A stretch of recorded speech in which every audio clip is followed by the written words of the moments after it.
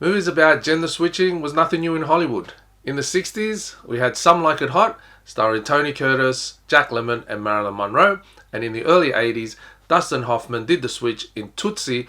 Columbia Pictures thought, why not make a Tootsie for teens? And hence, just one of the guys was born.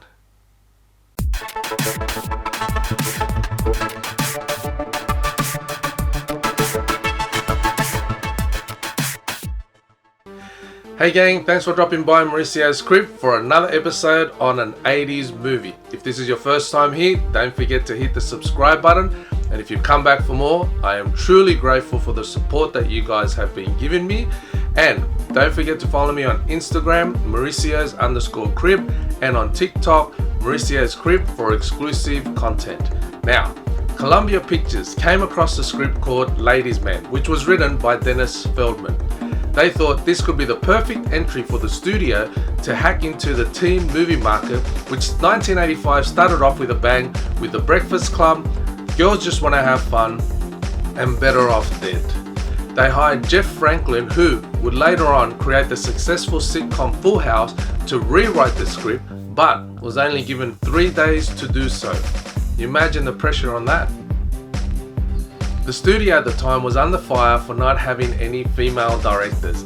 There was an executive at Columbia Pictures that saw a small film called Murder in the Mist, which won a Student Academy Award and was directed by a female.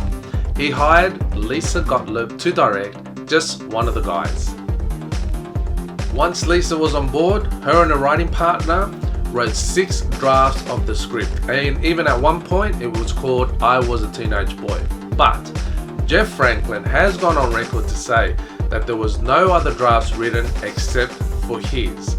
So it's a case of he said, she said, and it's up to you to decide who you believe. Either way, I think a very good movie was made in the end. Believe it or not, the young cast were in their 20s except for 2. Joyce Heiser was cast to play the lead of Terry, and she was 26 years of age. Joyce had appeared in the film This Is Spinal Tap, and also in the video clip of Dan Hartman's I Can Dream About You for the film Streets of Fire, which was released in 1984.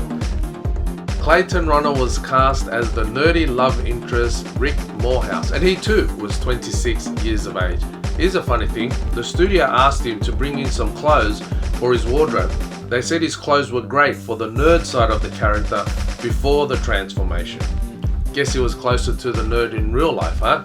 Not that there's anything wrong with being a nerd. I mean, I can be a nerd, you can be a nerd. Let's just say that there's nothing wrong with being who you are. Nerd, jock, athlete, whatever. So I'm pro everything. One of the actors that was still a teen was Billy Jane, who was 16 years of age. He played the sex-obsessed yet virgin crazy brother to Terry, Buddy. The other actor who was still a teen was William Zabka, who was 19 years of age. We all know him as the bully and the villain in The Karate Kid. Funny thing is, there is a scene where a young Sherilyn Fenn refers to Terry once she transforms into playing a guy as a Ralph Macchio lookalike. Now, for those of you who have been living under a rock and don't know who Ralph Macchio is, he is in fact the Karate Kid. So the point that I'm trying to make is that let's talk about the Karate Kid, and we have the actor William Zabka, who played Johnny in the Karate Kid, playing another bully in just one of the guys. You see what I'm trying to say? I don't know. What am I trying to say? I just hope you understand. Filming began in November 1984 in Arizona. The school that was actually used was an abandoned one, and the production team set it up to make it look like a real school. And it came in handy because the hotel that the cast and crew were staying in was right across the road from it. In this particular scene, the graffiti that's there, that was also done by cast and crew. I think somewhere there it says something like Joyce loves Lisa, or Joyce and Lisa are sluts. That's a reference to, of course, Joyce being the actress playing Terry, and Lisa, the director of the film. And if this school looks familiar to you, it should be. A few years later, it was used in Bill and Ted's Excellent Adventure. I like how I use the emphasis in excellent. Bill and Ted's Excellent Adventure. Be excellent to each other. The studio was a little bit concerned to see if Joyce Heiser can pull off playing a guy, considering at the start of the film we see her as a young, beautiful woman. Also, Joyce had actually cut her hair short prior to filming, so all these scenes at the start, she's actually wearing a wig. Normally you can tell when it's a wig, but I think they did a pretty good job. She had me fooled. And the other thing as well, she actually had to wrap her torso with ace bandages to flatten her breasts. She has gone on record to say that it was tremendously uncomfortable, and especially in the heat. The things that we do for the love of art, huh? Terry's bedroom was covered with posters of the bands and artists that she was into, and one of them was Bruce Springsteen. Why do I single out Bruce Springsteen? It's because Joyce was dating the boss at the time. He even came to the set once, making director Lisa Gottlieb starstruck. Another famous icon to visit the set was none other than James Brown. James Brown came down to teach actor Clayton Ronner, who was playing Rick, and in the film Rick was a big James Brown fan, certain dance moves for the grand finale. And speaking of dancing, see this band? This is actually Rod Stewart's touring band. I don't know about now, but back then, this was the band that he used to take on tour. And the song that they're actually playing is an original, and they wrote it especially for the film. Oh my goodness, look at this passion. Don't be surprised if it actually comes back, but I tell you right now, there is no way I'd be wearing anything like that.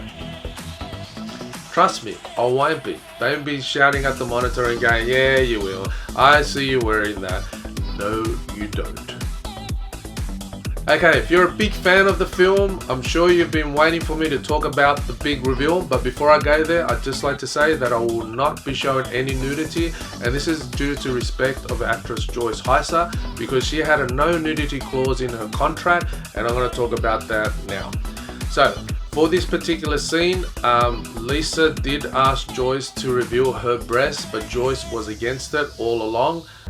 Lisa was trying to convince her to, and explaining to her that if the character of Terry just tells Rick that she's just a girl, it would seem unrealistic.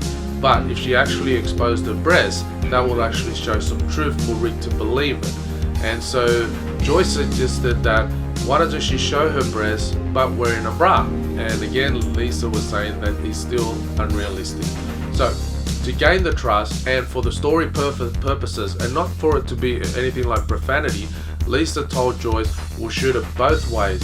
We'll shoot it where you don't expose yourself, and we'll shoot it where you do expose yourself, and the decision will be left entirely up to her. And you see who actually won, and you can see the decision that was actually made. Just One of the Guys was released on April 26, 1985 and was a box office success. In the US, it grossed $12 million, and in the international market, I think it ended up being around $45 to $50 million. Not bad for a film that cost $5 million to make.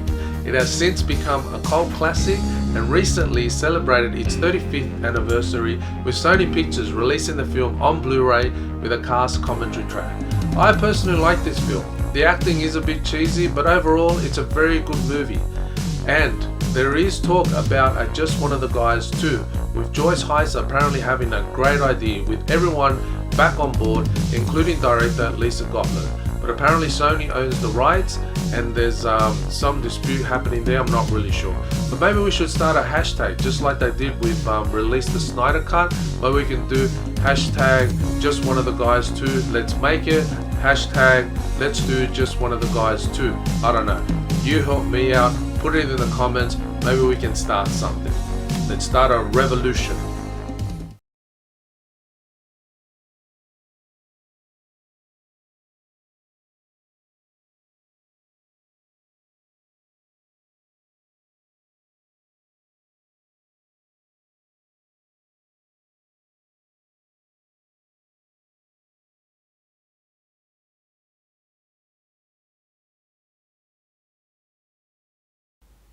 So there you have it, gang, another talk on an 80s movie.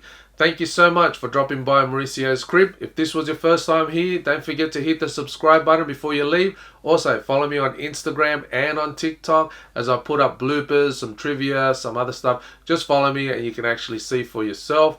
So, until the next visit, you be you and keep on living.